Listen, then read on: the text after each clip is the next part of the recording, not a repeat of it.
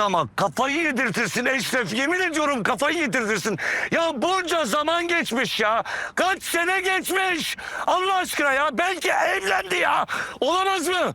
Belki evlendi. Çoluğu çocuğu var. Belki çok mutlu. Ya belki yurt dışında yaşıyor ya. Yurt dışında yaşıyor ha. Olamaz mı? Ya belki öldü ha. Mezarda belki.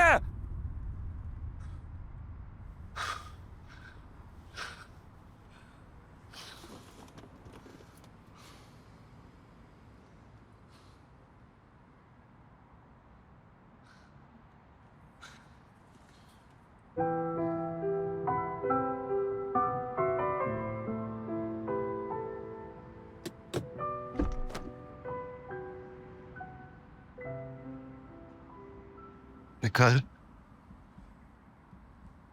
Bir kere sever. Kürdan. Tamam babam benim. Tamam.